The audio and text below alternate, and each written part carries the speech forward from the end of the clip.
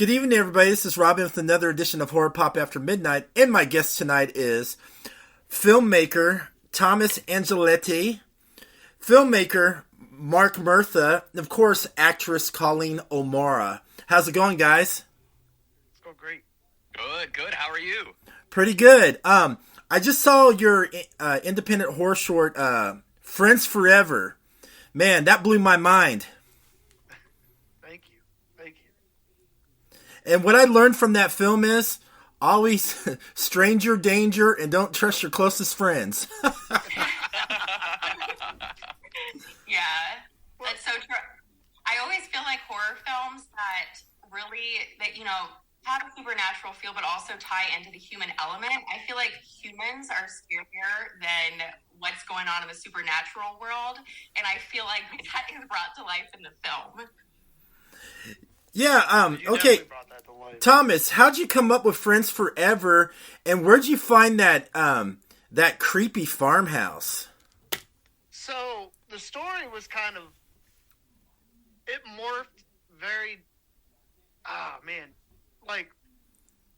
trying to go all the way back. So we had a story, we wanted to do a story, because we always try to play on, cultural horror, right? So, we have a film called For Eyes On, which is, very, African voodoo horror. And then we did a film called Origin Story, which was more like a Muslim jinn that was trapped in a mirror, that if you got the mirror, gave you everything you wanted, but then killed you. So I'm like, we just need to keep playing on that stuff. And I'm like, we never really did anything that's very Ohio, really hillbilly, some corn killers or some shit. So I started telling Mark about it. I'm like, man, I want to write this story. And Mark's like, we should probably get some abandoned house or something out in the middle of nowhere and just have somebody slaughters there, because Mark's the slasher god over here. So I'm like, yeah, we got to do something with that. And we just slowly morphed, and then my girlfriend Paige, she kind of wrote actually Erica's monologue, which is Colleen's monologue, and then Jared came up with the brilliant idea of the poisoning part, because we had everything else was in there about her going crazy and getting possessed, but you're not sure if she's possessed or just batshit crazy. And then between Paige and Jared, the story kind of formulated itself.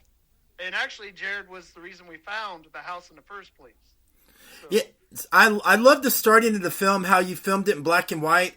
It kind of gave me the American Gothic / Alfred Hitchcock feeling, with the tense drama and the brutality of it, especially with white, the symbol of white in the certain shots. Well, what was funny about that was when Colleen's talking about the mother killing all the family, we filmed all that thinking we were just going to use that one spot just for them one little clips, and we spent half a day out there filming, and I'm like, this is too damn good. But we actually shot this for a shorts festival, and I'm like, oh, how are we going to pack all this in time? So I'm like, okay, no lines, nobody says anything. Like you said, very gothic, very black and white. No, and we didn't even color grade it in black and white at first. I think it was Jared who come up and said, man, you should make that black and white because it's 1957. I'm like, oh, that's a great idea. So we put together the lines and the crackles and the pops and made it look really, really old. And then just made it a whole scene. So what you've seen is actually the director's cut, because the festival version had to be under 13 minutes. And, of course, this one's a little over 20. So we actually just let all the scenes breathe a little bit and kind of stretch them out. Now, Colleen, let's talk about your role, man. You were one crazy bitch with that devilish, messed up smile that got under my skin when I watched it. I was like, oh my gosh, I hate this girl and I want to kill her. Well, it's funny that you bring up the smile, because that was a key part of it, and that was part of the audition process too. So I really had to work on, how do I make a smile that's creepy, that just doesn't look goofy and weird. And I worked with Julie Carney, who played the mother, because we kind of wanted to have a similar look in terms of creepy smile. So what you see, we actually went through a few phases to get to that. But oh my gosh, it was a dream role. I'm so grateful to Tom, Paige, Maya, and the whole casting team for casting me in it. Just because I mentioned this to Tom when I was first finding out about the role, but one of my favorite scenes ever in a horror film is the staircase scene from Jack Nicholson in The Shining. And when I read this monologue, I had a similar feel to it. So there was a lot of prep leading up to the shoot, and specifically with the monologue itself, but it was a blast. I typically tap into method acting. Is a little bit different for Erica with what she was going through. So in this case, I did different research on manic episodes. I also just read through the monologue so many times and tried to think about how can I relay each important line in this monologue in a way that is different, scary, but also flows so well together. Because I think a common theme you see across monologues when you're in a film and a character is kind of losing their mind is they go through all of these different emotions, but it flows so well. So that was the challenge for me. How can I make this monologue that Paige Hoover wrote really flow well? But it was a blast. Yeah, Mark. And you did it in one take. Oh, you did it. Hey, that's good for method acting, doing it for one take. That's amazing. I mean, she did an amazing job, you know. Thank you, guys. It was really fun, and it kind of brought me back to my theater days, too, because, you know, in that scene, everything is so realistic in Friends Forever, and that's one of the reasons why I loved being a part of it, because the set... we had so many people a part of the film, but in that final monologue, we have all of our party goers, you know, they're still there. The whole party scene is still set up. And everyone was kind of there watching. Like I could see all of our party goers, their eyes were open on the ground watching. So I was like, okay, I gotta do this good. It was the end of the shoot day for that. So thank you very much. You're welcome. And I think in real life, I don't want to be friends with you. I don't know if that's going to come out. I could see me, you know, going up, meeting her, and she'll be all nice and stuff. And I'll be looking around, trying that little smile going, let's see if I can fuck with Rob. Maybe I will now that I know it gets to you. hey, it works. Now, Mark, you were also part of the film too. So how much fun did you have on that? Oh, dude, Friends Forever was a dream. Like Thomas stated earlier, like slasher films are my favorite genre. I think they're the most fun to watch in the horror genre, and they're my favorite to work on. Ryan was so much fun to play. And I was given a task by Tom to laugh and cry while I was being murdered. So that was something I had a lot of fun with. It was a total blast. Also, Colleen actually stabbed me a few times with that knife. I went home with marks all over my chest. And you broke the chair. Yes, and when she slams me into the chair, we broke it the first take. Yes. So, hey, Tom said, Colleen, slam that door open, like slam it open, go in there. So I was going all in. Like a linebacker. Yeah. Oh, Mark, Ryan was an absolute joy. Mark, you know you enjoyed being stabbed by Colleen. Come on, I can tell you were trying to laugh, but you had to have that serious look because it was a horror film. You know you loved it. Hey man, being covered in blood is kind of my thing. So he also made the masks that you see that the family wears. So he made those by the one that Colleen wore and the rest of the family. He made all those by hand. So. He helped a lot on the back end of the story, so he did more than just act. Yeah, those masks were creepy, and the whole dinner scene. I'm not gonna spoil it for anybody, but that whole dinner scene, that was phenomenal. I loved the cinematography shots, the pan shots, the close-ups, and how it angled in to make it like real intimate and scary at the same time. That was a pretty good shot for that dinner scene. Well, it's like a two-prong approach, right? Because the mother had to kill her whole family because they're going to starve and go broke, but she's also the mother of the family, so she has compassion. So, we had to make it like intimate, but at the same time, she's completely lost it. All of her family are dead. She didn't want to see their faces, so she put these masks on them, and then, of course, ends her own life, which then starts the cycle that Colleen carries on in the 80s. Oh yeah, that threw me a loop of Colleen's character. You just didn't know. You kept on guessing because her character is she's stuck in this small hick town while everybody else is leaving. So it's kind of guessing. It's like, okay, is she with them, or is there going to be something sinister going on with her? And I loved how it kept you guessing, trying to figure out what Colleen's character was, what her real agenda was. Yeah, like a huge idea, when Mark and I talked, I didn't want the weird, shy girl to be the killer, because it's always her. Yeah. Every single time. It's always the shy one. So I was like, let's make the most outgoing one, the most bitchy one, the one that's like, oh, she's going to die like in 5 minutes, I know it. Like, make her the killer. Like, just switch things up a little bit. So that's something I was adamant about in the writing. Like, we have to do something a little different. So... yeah. And also, as an actor, I really appreciated that too, because it's not that often that you see the mass killer be a woman. So I like that mix up of kind of breaking up some of the horror stereotypes and bringing something fresh and new and the audience doesn't necessarily expect. It did good. I mean, I really did enjoy it. I mean, it was a fun short, but I just loved it. It was just different, like the whole party scene. That was pretty crazy too, especially the infamous punch bowl, and then all that messed up, thrown up blood, gooey stuff, man.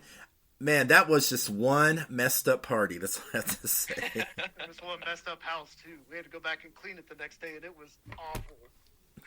I love it.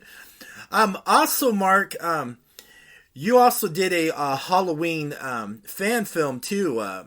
Tell me a little bit about that, since you're into like slasher and killers. Well, John Carpenter's original Halloween is my favorite movie of all time. And it's kind of the film that inspired me to, follow a creative path in the film industry. So I wanted to show my love for John Carpenter and the Halloween franchise, and just kind of make a big homage to the films that have kind of paved the way for me. And also, Tom, you did like the 80s, 70s type of shots in that film too. Yeah, when Mark and I, it was an honor that Mark even considered me to be DP, but once he did, I'm like, we have to take it back. It has to look like 1978. So I went out and got all vintage lenses from the 50s to the 80s. We really took our time, and we're going to make this look like it's from 1978. And of course, in post, we did a little extra, almost like one critic that did a review said it looked kind of grindhousey, which I appreciated. I think it has that touch, but still keeps the true, Carpenter-esque look to it. So anybody that does a Halloween fan film, I'm so in it, because the original Halloween, and of course, Phantasm really, got me into the world of horror. And I'm surprised no one has never did a Phantasm fan film yet, with the Tall Man, because the Tall Man always creeped me out, when I was a little kid. What's interesting is we shot the 78 slasher right off the bat. Once we wrapped Friends Forever, we had, I think, 1 week off. One weekend off, and, we took time. Me and Tom met, and I kind of told him my vision for the film. And the following week, we were at it right away, and, Tom just executed it perfectly. Thank you. That's pretty good. I'm looking forward to checking it out. I haven't got a chance to check it out, but I got a copy, so I'm gonna definitely watch it and tell you what my thoughts is. I'm not afraid to tell you if I like a film or not, man. That's what you want. That's exactly what I want. I need some constructive criticism. I will. I don't have any constructive criticisms for Colleen, because she did a good job in the film. So Thank you so much. I can't really rag on her. And if you do, Colleen, send him your audition tape for that role. Oh, yeah, that would be fun. Because she's like, oh, I'm Colleen Morrow, and I'm an actress. And then on the next thing, just the next thing, it just cuts straight to the smile. Out of nowhere. Like, doesn't even, no trigger warning, no nothing. I'm sitting there eating, and I just see the fucking smile. I'm like, oh my God. And I'm like, got the role. Oh, that smile she did in the film was like priceless. So is there going to be like maybe in the near future a future film of this, or a kind of a continuation to see what's going to happen next? Never really thought of it, but I'm always open to it. If we could talk Monica, the house owner, I'm sure she does. This house, nobody lives there. It just kind of chills, and she uses it as a haunted house for her family. She loves horror too, and when she heard that we were going to make the movie, she helped us clean it all up. Really? She helped you guys clean it up. That's pretty cool. And all that. Go ahead. Did you let her have a part in the film too? She didn't want to be in the film, but we made her executive producer, location manager, and all of that. And yeah, she was quite happy with that. All right. I always ask the question to my, guests on the show. Besides you guys filmmaking, acting, working from camera, behind the camera, do you guys have that like geeky passion you enjoy? Something that really makes you relax and you just have a ball with it? I'm a big fan of horror, and I collect horror memorabilia and props. I'm actually going to turn my camera this way so you can see. But over this way, come on, focus. Whatever. But I collect Michael Myers masks. I've got masks from Goosebumps. I've got Slappy the Dummy replica. Just a ton of just stuff that I grew up on. I just collect stuff like that. That's my geeky thing that I love. What about you, Colleen? So when I'm not on set, I love being. It's not geeky, but I love being out in nature. Like, nice. It's very grounding for me, especially being on set. A lot of times you're inside. I love just being outside. But the night after, like when we wrap a shoot, the night of, I always have some sort of fun meal planned at home, whether it's like a taco night. I always have like my favorite food waiting and I just go and chill.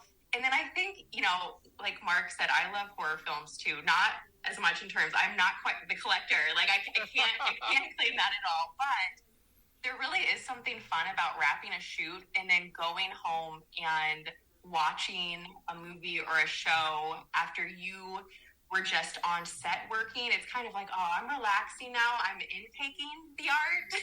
I was just there producing. So nature, chilling at home after set. I also love writing too. Colleen, since you love writing, have you ever thought about writing a script? I have. And I actually have. So I've written scripts before, I did write one film script. I forgot that I did it. I did it in high school. We had a program. But yes, I have more recently really been interested in script writing, specifically with comedy or horror. Those are my two favorite genres. Hey, comedy horrors are great. There's a lot of great comedy horror out there too. And since you like horror a lot, Colleen, what was that one film that really got you into falling in love with horror? All right. So I guess like the film that got me to fall in love with horror, I mean, I already mentioned it, but The Shining. Mm-hmm. That was probably one of the first scary movies that I watched as a kid. But then also, this is going to sound so lame because it was the sequel, but I've always loved it. Halloween 2. I love Halloween 2. That's my favorite Halloween. It's probably because it's the first Halloween that I ever saw, but there's something really scary about empty hallways, like abandoned hospitals. That set is just so creepy. So I think I'm going to switch my answer to Halloween 2 because I feel like it was that film that I really realized how much I loved horror films. I was probably like maybe 14 at the time. Mark, I know you're like me, a big, Halloween fan, Michael Myers fan. I know you liked the original. What was the other Halloween films you liked?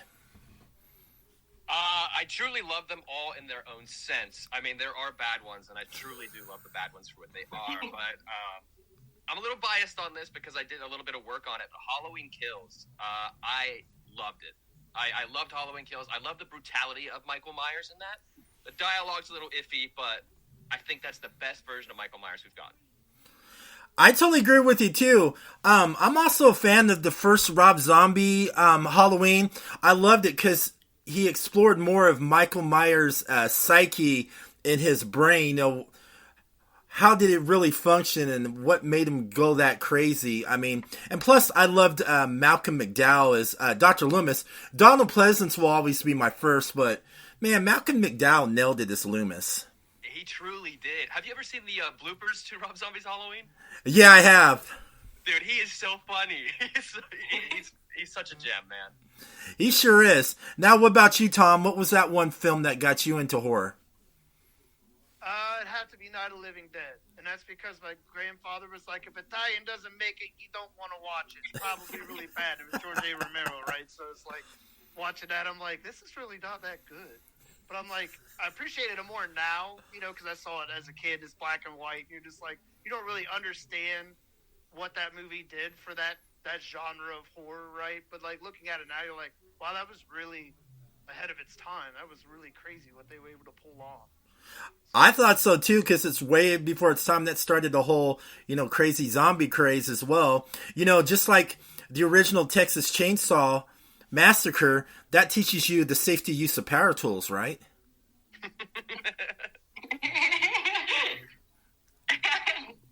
Hey, well, doesn't it? Yeah, I guess in a sense. So I heard, I don't know if this is true, but I heard this on a documentary that how Texas Chainsaw Massacre became a thing. Okay. Like the two guys that were working on it were, and I, like I said, I heard somebody say this, and I heard a couple people say it. Two guys were standing in a Sears around Black Friday, and the lines were super long, and they were standing beside a chainsaw, and they said, man, it'd be great to just rip through these people, just get to the front of the line. And they were both, you know, because obviously it's about Ed Gein, it's about that style of American horror, because that guy was really a monster, but that's what they say, those guys come up with Texas Chainsaw Massacre, took Ed Gein and give him a chainsaw. Damn, I'd be scared to be in that line during Black Friday. Rob, you said Halloween and Phantasm were the films that got you Yes. into horror, right? Yes.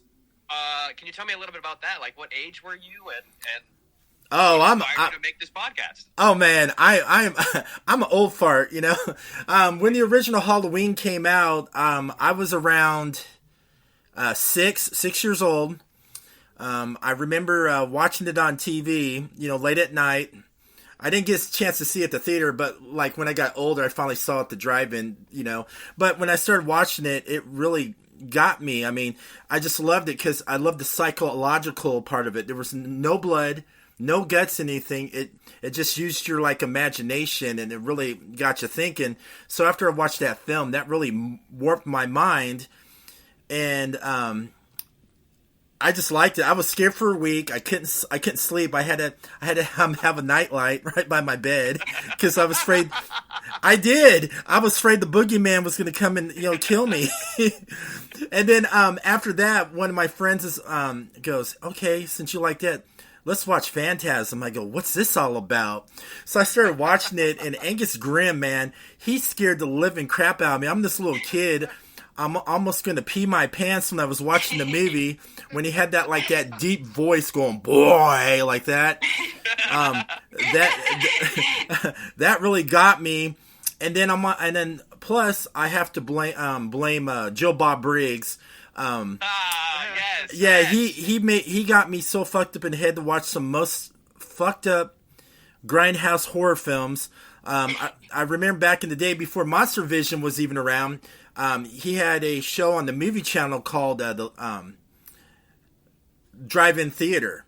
So he would come in there and show all these weird films, and I would stay up late on Friday night to watch it. I would watch that, and then afterwards Benny Hill, but that's a different story.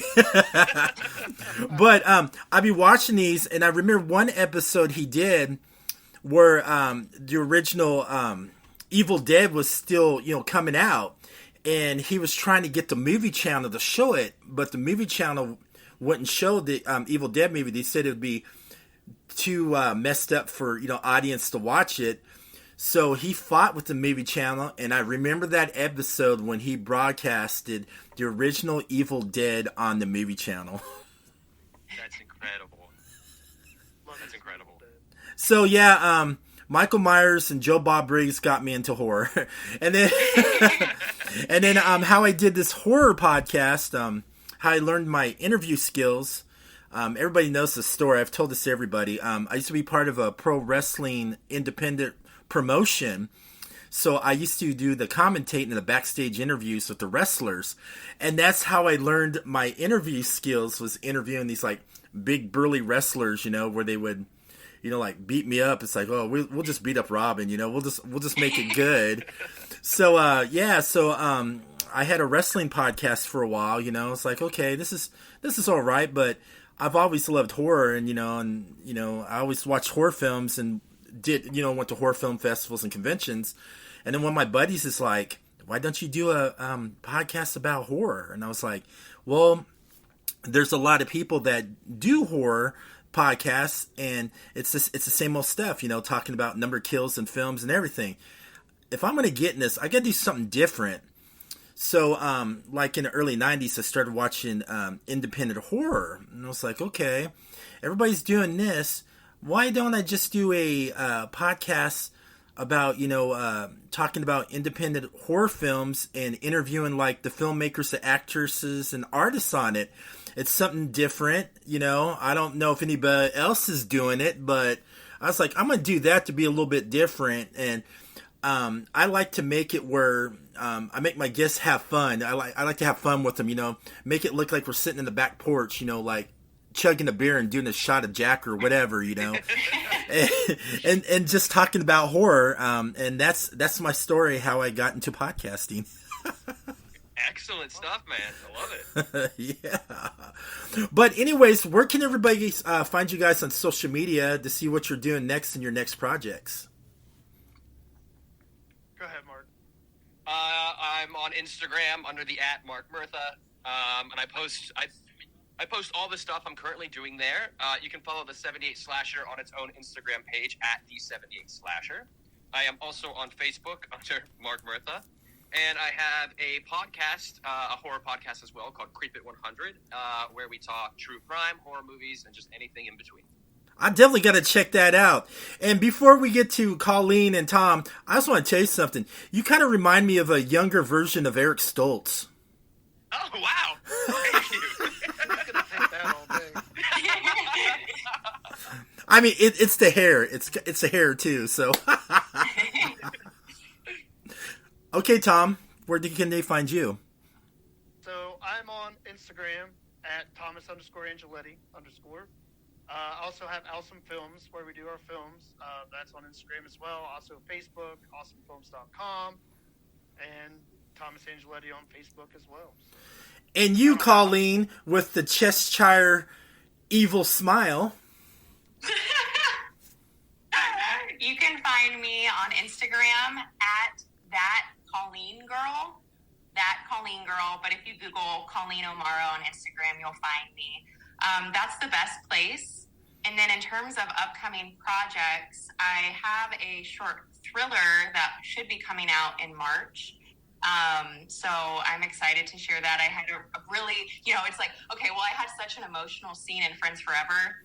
I was about to say I had an incredibly emotional scene in this thriller. It's called Blood Rush, but it was a way different type of emotion. So that was a challenge. So I'm excited to share that when it comes out. But right now, it's all things Friends Forever. Well, are you coming to the premiere, Robin? Will you be able to Yes, I'm going to. Tom is, Tom's been like hinting me and all that. It depends. It depends on the weather, because I live in Cincinnati. I'm not far from you guys. So, something, I'm just gonna be a big boy, and damn it, I'm just gonna do it. Let's go. Yeah, and then I can get some more interviews. I can get some more video interviews, which will be more fun. You guys pulled my arm and talked me into it. Damn it! Yay! Oh shoot! I can't wait to meet you in person. I'll do my best not to be creepy at the premiere. Like, she's gonna come up with and do that little smile. I'm gonna be like, this was fiction. You're not really that person. I promise. All right, and you guys, thank you so much for coming on. It was a blast. Thank you so much for having us. It's an absolute pleasure to be here. All right. Thank you so much, Robin. All right, and everybody, thank you so much and listening to Horror.